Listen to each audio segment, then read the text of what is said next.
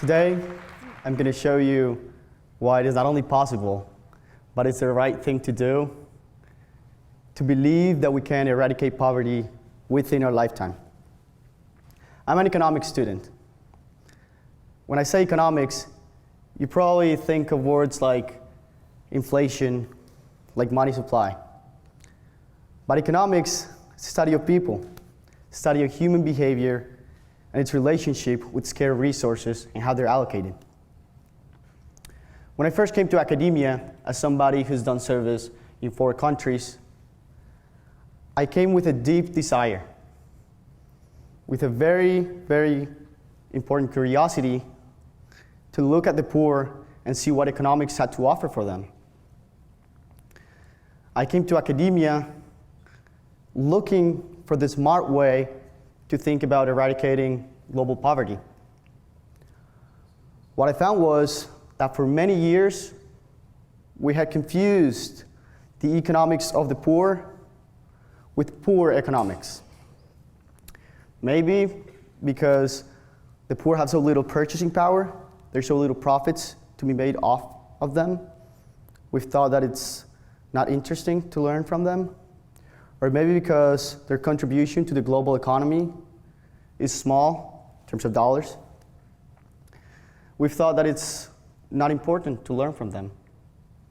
So what we've done instead is we've taken the poor and turned them into a character. The poor is somebody to be admired, to be motivated about, to feel bad about. We see them in the news, biographies, documentaries, TV, music, in sports, to motivate us, or simply to make us feel bad about what's going on in the world. But we rarely, certainly not often enough, we've come to look at them as sources of knowledge, as fellow human beings who we can learn from as much as they can learn from us. The good economics, the one we've been doing in recent years, turns to listen to them, turns to hear what they have to say, and learns from them. Take one example. Malaria. Malaria is a tropical disease that affects the world's poorest because it is eradicated in developed nations. What happens is that it's a disease that's transferred by the bite of a mosquito to the person, and it's a disease that is highly preventable. To put in perspective the lasting effects of malaria, take this example. A person in Africa that has never had malaria will earn 50% more, whether it's income, salary, every year, according to studies, throughout their lifetime, than his counterpart that had malaria when they were a child. This to prove that it is a big deal, that it does have a long-term impact on the lives of people and the lives of communities. It keeps them poor, it keeps them unhealthy, it keeps them desperate. Now, for a disease that's highly preventable, with this tool that we have that's a bed net or vaccines, this is of course not acceptable. A bed net, what you see in the picture, is this tool that we have that you put over your bed that prevents the mosquito that carries the disease from coming in and biting you or your children. So you may think, well, there's an answer for that. We can help that, right? So what we've done from our perspective in the West is we've thought we have the answer. Let's get some bed nets. Let's go to Africa, distribute them, take some pictures for our website, and let's go back while tapping ourselves in the back, saying how much good we've done. How much impact in terms of dollar amount, in terms of number of bed nets given, in terms of people who have received it. What we see in reality, when we look at the people and the economics, is that the town that we arrived, we've first of all run one person out of business, the local supplier, while destroying the 10 jobs that he was probably offering to his employees. So 10 families are now, of of course, not well off by this. But when we turn in to see the health, we see that some people who were already using the bed nets, they just have a few extras, or maybe an extra one. While the other ones, who were not using it in the first place, they're still not using it. Why is this happening? We would know this answer if we would have bothered to ask, if we would have bothered to see what it was about them that was the source of the problem. When we turn into good economics, when we put people first, we see that maybe these people didn't know how to use it. Maybe they had other reasons, like infrastructure. It was hard to deliver the bed nets. Maybe it was information. They didn't know they were giving away free bed nets. Maybe it was that they didn't know the consequences of malaria. They didn't know how good this bed net was. So these are local solutions that we've tried to give to communities when we've listened to them. Now the global picture, the global solution that we've gotten by looking at each community is that it is only possible by what we call a social contract. Now communities have ties, whether it's religion, whether it is love, whether it is whatever, spirituality. You have to use this in order to eradicate malaria. Now let me show you how this works. It makes sense because when you sleep under a bed net, when you get vaccines, you're not only helping yourself and your family be healthy and richer in the future, but you're helping others. By not having the disease, you don't transfer the disease to others. The same goes for them. If they sleep under a bed net, they're going to keep me healthy. So it doesn't really work to think of lifting an entire community and then the world out of poverty if everyone in each community is not using it. Now, communities have answers to these questions. They get together with social ties to form social contracts. There's many ways to do it, as I've said, religion, spirituality, a shared struggle.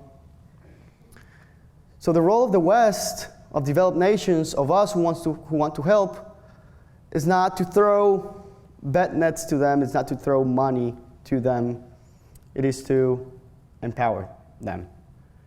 When you give them the resources and let their communities do what they know how to do to lift themselves out of poverty, that's when you start making an impact. That's when you start empowering. That's when you start eradicating poverty.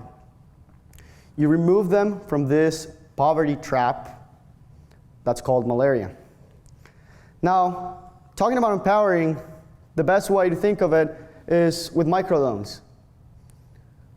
In microfinance, we've developed this thing that's a small loan given to poor people in cash by somebody that knows them, that knows what they're going to use the money for.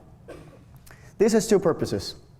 First, it's a safety thing. So, turning to good economics, we put ourselves in the shoes of the poor, and we see that they have usually no fixed income, no insurance, no health care, no relatives or friends with money that can help them in times of emergencies. What happens when their house falls down, somebody becomes ill, or their crops fail, is that they have only one resource, the local moneylender.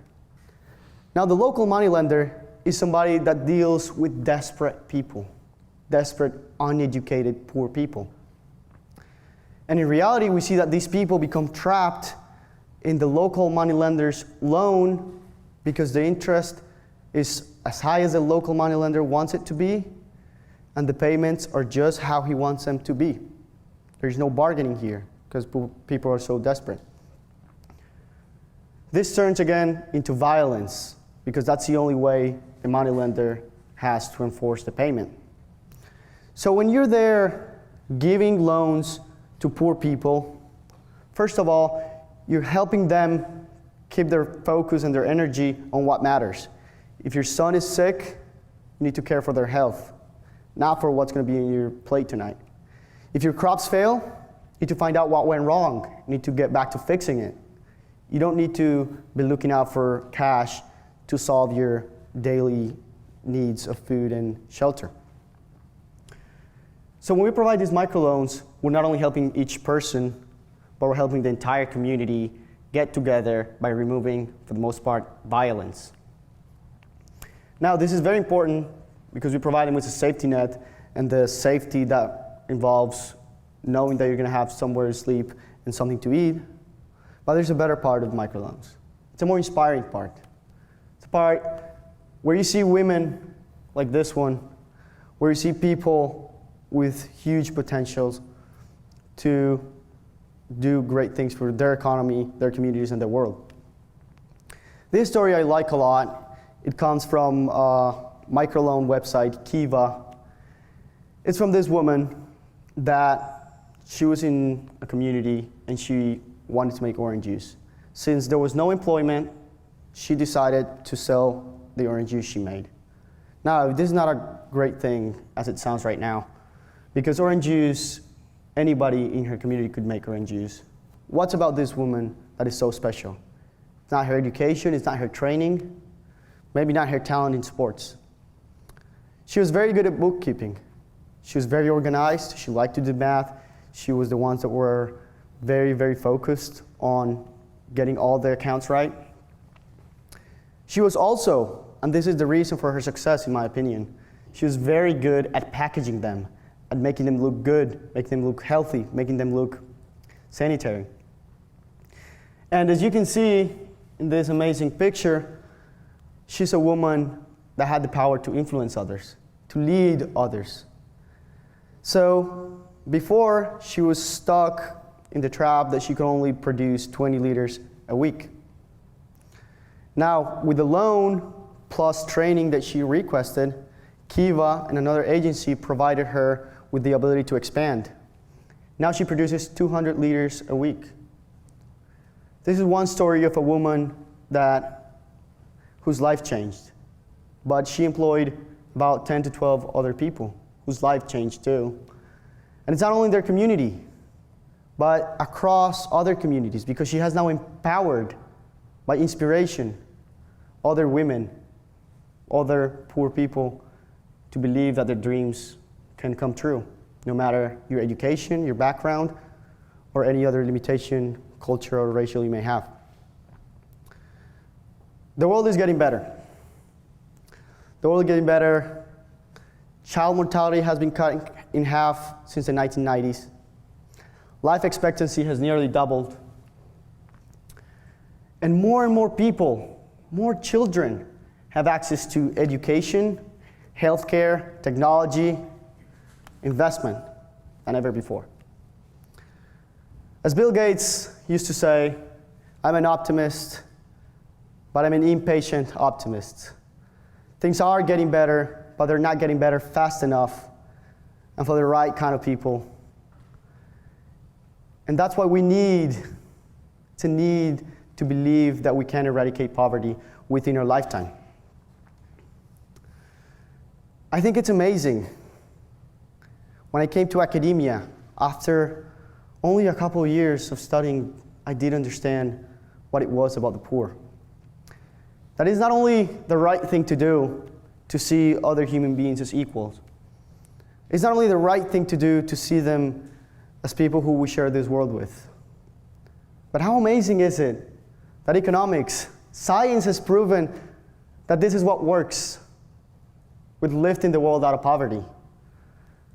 I think the message is that it's entirely humanistic, and it's also what works to see others as sources of knowledge, as teammates in this plan of getting the world out of poverty.